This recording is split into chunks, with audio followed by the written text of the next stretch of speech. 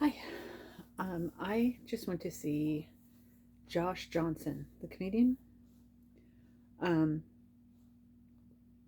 which actually was quite impressive because it was a sold out show, and so there were people like all around me, and he was interesting enough that for quite a good amount of the night, I didn't even register there were people around me, so that's kind of impressive. Um, and again, I do these videos. It's like if there's a theme or something that's popping up through the week, there were a couple, but I'm going to go with this tonight. He was saying, "Hey, you remember that COVID thing we all went through? I mean, this is a very bad sort of attempt at a breakdown of what he was saying because he talks in like 5 paragraph essays, probably 5 page essays, not just a couple sentences when he tells his jokes. He's very detailed. But anyway, that COVID thing that we just went through. Yeah, I was thinking about it because they just had a new outbreak of plague in California. Um, and so that, along with a couple other things, made me think about rumination, which is not a um, it's like it's not one of the diagnostic criteria for avoidant personality disorder, but it's something that everybody does. And I'm thinking about it, and I mean, I do think about all the therapy that I've been in, and I'm trying to come up with an idea that's sort of like a crossroads between DBT and CBT. DBT, it gives you basically a groundwork on how to interact with people. CBT allows you to um, change your thought patterns and your history. I don't know. I mean, that really doesn't work, but I'm trying to come up with something in between. So here's the issue with rumination is you do something, whatever it is. I mean, unfortunately for somebody with avoidant personality disorder with a history of abuse where you got like ripped to shreds if you did something good, just as badly as if you did something not so good. Um, so it really doesn't matter whatever you're ruminating on. It could be good, bad, negative, nothing, whatever it is. The issue is you ruminate on something. It doesn't happen just once. It happens 200, 300, 600 times. If it's a traumatic experience, even if it wasn't really traumatic, if you're ruminating on it, it becomes traumatic because you've experiencing the same thing like Groundhog Day over and over and over and over and over and over and over again. But here's the thing. When you're doing the rumination, you're not actually recreating the entire experience. You're only focusing on a short bit of it, like a couple of details, but then it's usually not even details. The thing is, you're usually focusing on what you felt, and the details disappear. And that's kind of the thing, is that you're focusing on a very short time period, and it's fuzzy. And I know I don't want to look at those details. I have a very, very bad memory, um, by design, because I'm protecting myself. But the thing is, this is my theory. Okay, this is a theory. My theory is that things that you went through when you were much younger and truly could not cope with them, and that's why you ruminate, and that's why they keep popping up decades later sometimes. That was then, and this is now. And now there's a good chance that through life experience, whatever that might be, that you would be able to figure out a way of coping better than you did the first time around. That's my theory.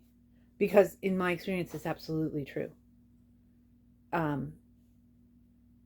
mean, if I have to confront somebody, I might have to think about it for 4 days straight, and it might not come out exactly the way that I planned, but I can do that now. Whereas before, there was just absolutely no way.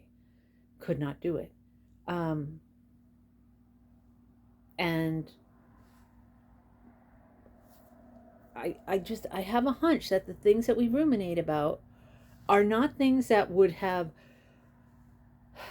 radically, massively changed our life.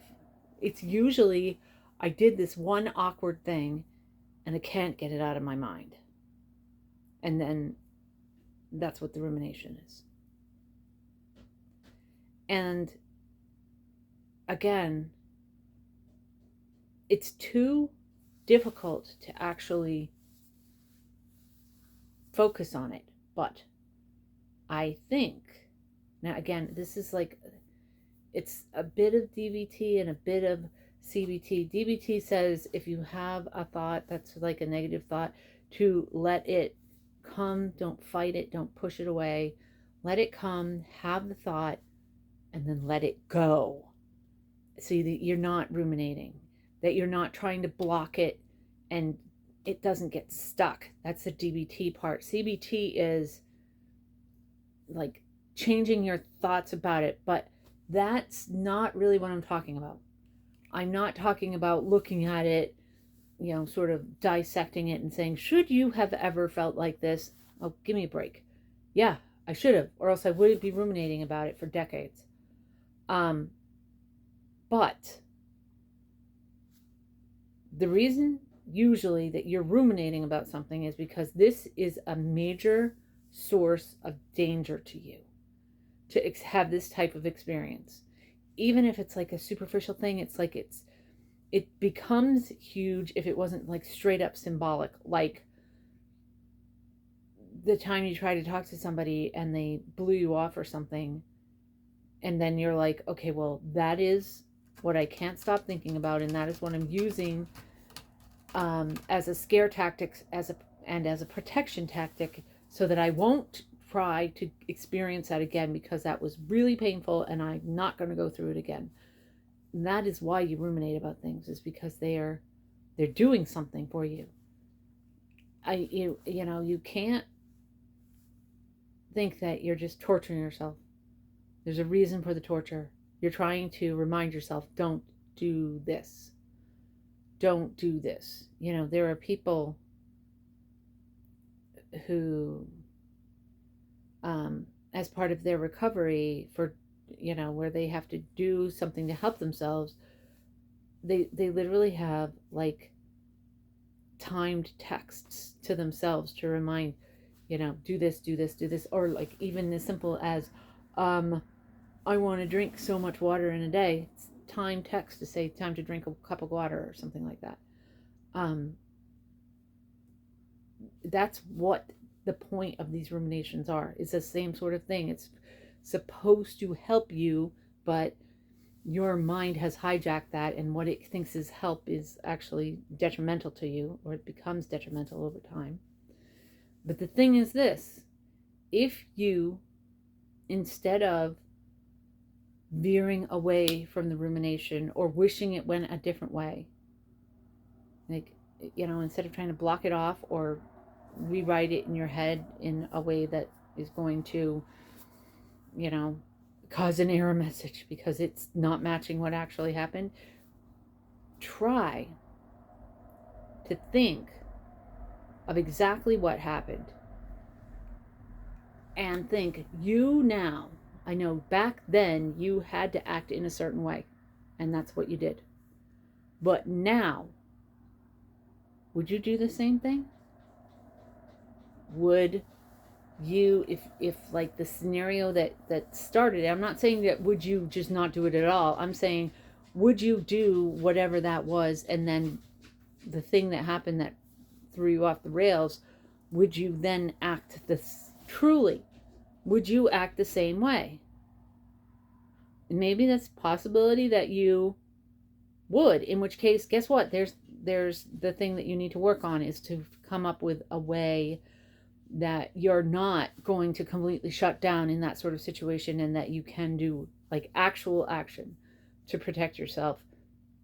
Whether it's, give yourself permission to just walk away from a negative conversation, or to actually physically do something in response, whatever it is. I mean, you can work it out ahead of time. So it's sort of the opposite of rumination. Instead of looking back, you're looking forward and planning. But probably you wouldn't do the exact same thing again. And if that's the case, then my theory is that will help that rumination like pull back a little bit, and it won't be so extreme for you. I don't know if that'll actually work. I'm going to try it. I'm going to try it this week. Because I ruminate about things all the time. I'm going to very actively try to do just what I said, which is, if I start ruminating about something, to really think, okay, I did that then, would I do that now? And see if the reality of the details of what I would do now compared to what I would do then, see if that helps to stop the rumination theory. Anyway, bye.